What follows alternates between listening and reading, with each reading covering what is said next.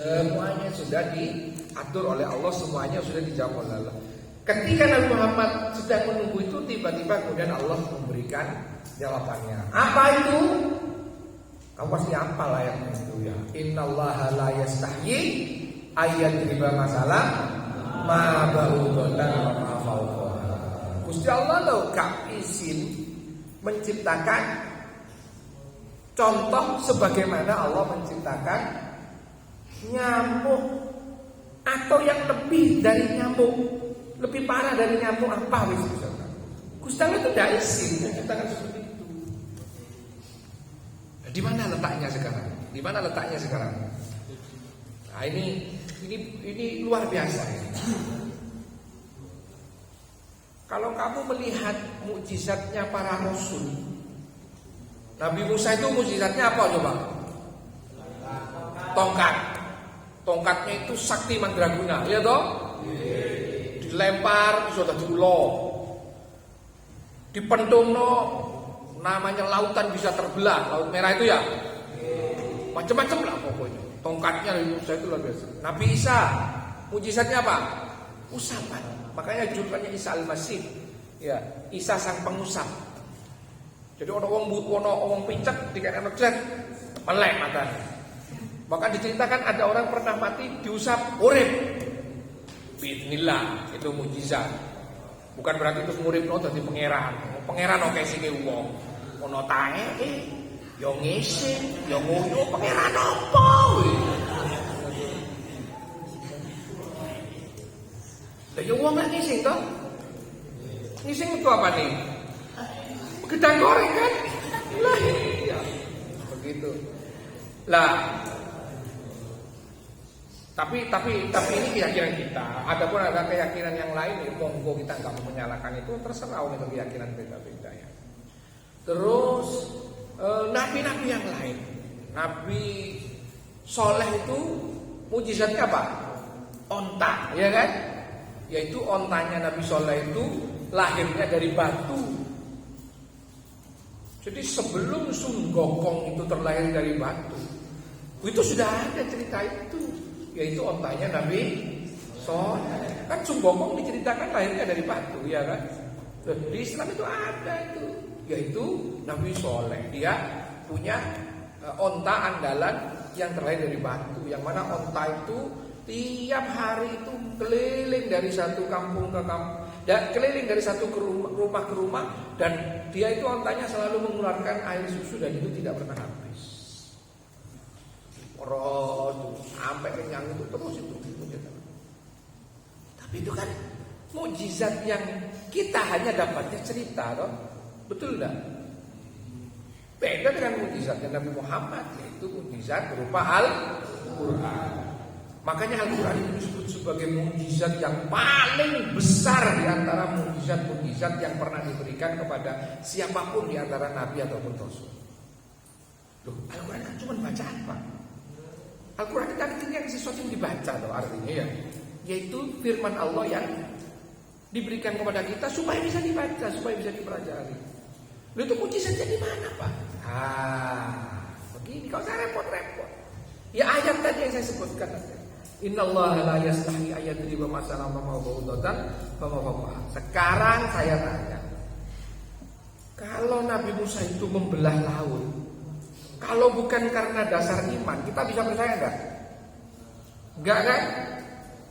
Dan ada kelemahan dari mukjizat-mukjizat yang pernah terjadi pada Nabi dan Rasul sebelum Rasulullah. Termasuk di antara mukjizat-mukjizat Rasulullah selain Al-Quran, itu bisa terjadi kelemahan untuk pandangan orang di zaman sekarang. Contoh, Rasulullah itu pernah membelah bulan, separuhnya ditaruh di sampai orang sekampung saat itu sulap. Ya, silap. Tapi kalau kita tidak menyaksikan sendiri kan rawan tidak dipercayai loh. Dan itu sifatnya tidak abadi, karena yang menyaksikan itu hanya orang-orang yang hidup sezamannya. Betul apa enggak? Jadi awakmu lewat mujizat itu justru nggak perlu bangga dengan mujizat yang aneh-aneh seperti itu. Satu ayat itu saja kamu pasti akan mengakui betapa Tuhan itu luar biasa. Contoh, apa hebatnya nyamuk itu? Kok kemudian Allah itu menciptakan nyamuk? Loh sekarang gak usah repot-repot. Kalau memang Al-Quran itu dianggap sebagai tidak mukjizat, sekarang tunjukkan ke saya siapa profesor yang paling hebat di dunia. Mulai profesor matematika, fisika, kimia, seni rupa, seni patung, tukang seni, tukang ngoyo kan ya berarti. Seluruh para profesor yang ahli-ahli itu kumpulkan dan suruh buat patungnya nyamuk. Wis gak usah ngene wis, gak usah ngasih nyawa ke nyamuk, suruh buat patungnya nyamuk. Komplit loh. Makhluk hidup itu kira-kira punya hati enggak? Liver enggak? Punya jantung enggak? Punya paru-paru enggak? Sak paru-paru nih kok kon gawe patung pengen ora. Ayo. Nyamuk loh. Gawe nyamuk itu ora enek sing iso. Apa meneh terus harus ada detail-detailnya itu. Belum urat darahnya seperti apa. Struktur tubuhnya nyamuk nggak mungkin tuh. Nyamuk itu terdiri dari kepala dan sayap tuh nggak bisa. Isi kepalanya pasti ada otaknya nggak nyamuk? Pasti ada otaknya dong. Ya, coba kayak kupak kayak si ilik itu repot pak lah ya. Kau satu-satu kita melihat apa namanya mukjizat-mukjizat yang bombastis itu. Bukan kita tidak percaya, tapi itu rawan tidak dipercayai kalau kita tidak menyaksikannya dengan mata kepala sendiri, ya kan enggak? Mukjizatnya Rasulullah yang banyak, pernah memberikan air dan sebagainya, itu kita hanya wajib meyakini saja, kita nggak pernah menyaksikan langsung kan. Tapi kalau Al-Quran itu bisa berbicara dengan kita sepanjang zaman. Disinilah hebatnya Al-Quran. Iku sik nyamuk, suruh sakit temu. Wah. Itu makhluk kecil, gak begitu nyata, tapi faktanya ada. Gak begitu nyata itu karena untuk melihatnya saja sulitnya minta ampun ya toh. Karena itu baru terasa ada temu, lais mentol. Dolek mentol kudu dipulene iki. Metu-metune paling rada oren-oren iki. Ngono ya toh. Ayo jajal. Saiki DNA-ne tengu kaya apa jajal?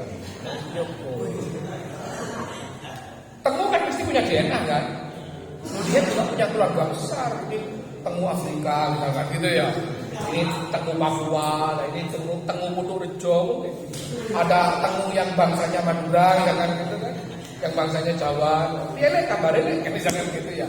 Untuk kancane di keluarga besar pertemuan itu loh ya. Ayo coba ayo. Wis gak usah mengurusi DNA ne tengu. Gawe yo patunge tengu persis. Kelompokno profesor sing ono sak donya iki gandekno patunge tengu. Dengan presisi loh, ukuran yang presisi loh ya. Kalau di mikroskop setelah itu dibuatkan tengu dalam ukuran yang skalanya lebih besar, 100 kali lipat kek, 200 kali lipat. Yo sama ini tengu gede gampang. Yo sak tengu kuwi. Sak tengu sih bom cilik kaya apa kuwi. Ayo lek ngaku hebat teman-teman. Nah disinilah Al-Quran itu menjelaskan kepada kita. Oh ternyata ayat nyamuk itu ternyata begitu ya. Ngono lho. Kelompokno wis profesor wis. Gak cuma profesor, alim ulama sak dunia kelompokno kabeh wong gawe nyamuk pengen ro. Ayo. Sak pinter-pinter wong bikin hanya merekayasa saja. Untuk menciptakan tidak bisa. Itu menunjukkan bahwa kita manusia. Kita bukan pencipta. Salah satunya yang hebat dalam dunia pernyamukan itu dan hari ini dipuji oleh dunia itu adalah di Singapura. Jadi di Singapura itu nggak pakai payur autan itu dan sejenisnya itu ya. Obat anti nyamuk, obat nyamuk bakar itu nggak payur. Kenapa? Karena di sana itu dikembangkan teknologi di mana ya dia itu merekayasa genetikanya nyamuk, tapi nggak bisa menghidupkan. Merekayasa gen genetikanya nyamuk supaya nyamuk laki-laki itu jadi mandul gitu. Supaya nyamuk laki-laki itu jadi impoten. Jadi ada nyamuk perempuan di Jarno. Dia ini merekayasa apa carane nyamuk yang laki-laki. Oh, Singapura ngerti loh. Nyamuk lanang nyamuk wedok ngerti loh. Ono gak ngertine kok tas. Nyamuk ra kenek ngene metu anone. Apa sini jambu monyet ngene koyo sincane tas pentol ngene. Jadi di Singapura itu ada rekayasa teknologi itu membuat impoten si nyamuk laki-laki. Jadi nyamuk perempuan itu dijarno. Giliran dia sudah birahi kan mesti mau kawin itu kawin. Tapi perempuan itu akhirnya mandul karena tidak bisa dibuahi. Dan nyamuk itu usianya hanya 10 hari kan durasi. Jadi mati. Jadi di sana itu dijarno ada nyamuk itu dijauh warna. Ketika kemudian nyamuk perempuan itu nyokot dia nggak ada bawa virus sudah gitu loh. Bisa dibaca di apa namanya di artikelnya. Luar biasa tuh di mana di Singapura. Tapi itu pun hanya rekayasa. Sampai hari ini belum ada itu. Profesor sehebat apapun itu yang bisa membuat nyamuk tidak ada. Sekarang turun mukjizat apa turun. Kono katanya delok sisa apa bekas-bekas mukjizatnya Nabi Musa sudah tak pirang puluh juta numpak kapal ya toh di laut merah ya toh. Ya, kamu ingin melihat bahwa Rasulullah itu pernah membelah bulan, kamu harus ke bulan. Poro-poro Pak, ngurusi bulan Pak. Aku dewi kiriman telat-telat bae kok ndak ngurusi bulan parah. Kirimanku enggak telat alhamdulillah Pak. Nah, itu kira-kira. Jadi beragama itu jangan dibikin ruwet, jangan dibikin sulit. Ngambil contoh enggak usah jauh-jauh. Termasuk diantaranya bab tayamum ini. Yang penting prosedurnya sudah kau lakukan, sah kok enggak itu urusanmu. Yang penting menurutmu itu sudah sesuai aturan, sempurna atau tidak sudah bukan urusan. Bah diterima tayamummu, bah ora itu urusanmu. Lapo kon mengambil perannya Gusti Allah itu, sing berhak nerima Gusti Allah bawamu. Lapo rai murid bingung karo kuwi. Urusan ibadah mulyane terus usah ngurus sempurna apa enggak. Ini gimana ini sudah rata kok. Goblok kok gak tentek to yo.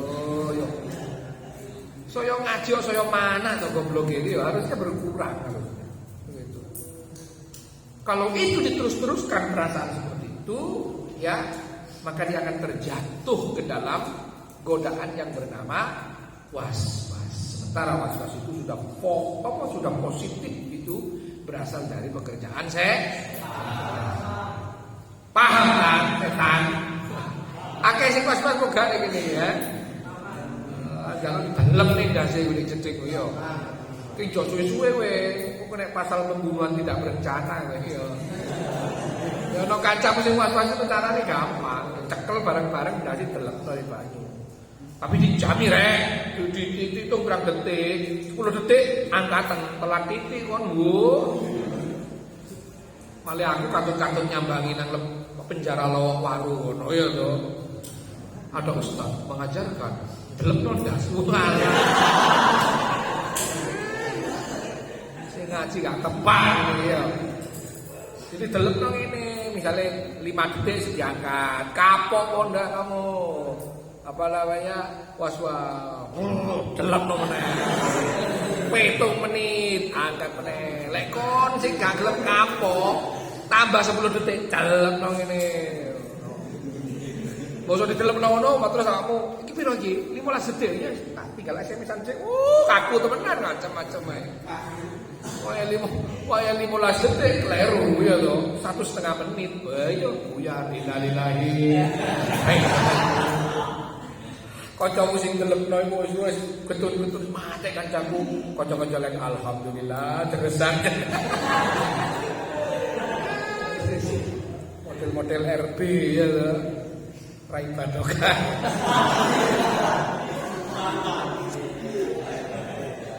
baik itu saja yang bisa saya sampaikan kita akan bertemu lagi di pertemuan yang akan datang Allah Ta'ala mari kita sebut dengan membaca Al-Fatihah. Astagfirullah wa atubu ilaik. Assalamualaikum warahmatullahi wabarakatuh.